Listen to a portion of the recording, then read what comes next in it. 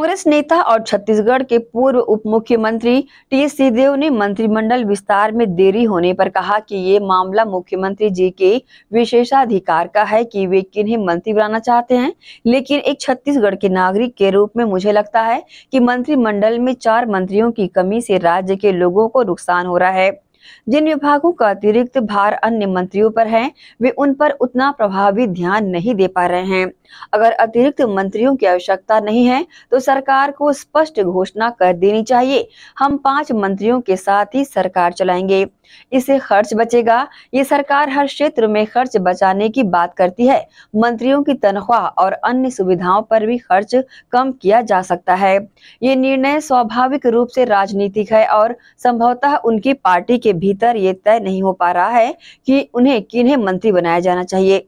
देखिए, है तो मामला मुख्यमंत्री जी के विशेषाधिकार का कि वो किनको मंत्री बनाना चाहेंगे। कि छत्तीसगढ़ के नागरिक के रूप में मुझे लगता है कि छत्तीसगढ़ के लोगों को नुकसान हो रहा है कि अगर 4 मंत्री नहीं हैं, 4 मंत्री अगर नहीं है तो उनका कामकाज जिन मंत्रियों के ऊपर उन विभागों का भार जा रहा है वो उतना ध्यान तुलनात्मक नहीं दे पा रहे। अगर आवश्यकता नहीं है तो फिर तो घोषणा कर देना चाहिए कि हम 5 मंत्री से सरकार चला लेंगे, खर्चे बचेंगे इत्यादि इत्यादि। हर चीज में खर्चे बचा रही है ये सरकार, इसमें भी खर्चा बचा ले। मंत्रियों की तनख्वाह, बाकी चीज, ये वो जो भी होता होगा। निर्णय स्वाभाविक है कि ये राजनीतिक होते हैं तो उनके दल के अंदर वो निर्णय नहीं कर पा रहे होंगे कि किनको बनाए। कोई फिट नहीं बैठ रहा है क्या उनके मंत्रिमंडल में? कोई है तो बहुत लोग ऐसे हैं। इसमें तो मैं एक दिन गया था विधानसभा तो देख रहा था कि 10 से 11 वरिष्ठ लोग मंत्री नहीं हैं। लता हुसैन जी हैं, अजय चंद्राकर जी हैं, मोहिले जी हैं, अमर अग्रवाल जी हैं और 11 मैंने गिने थे।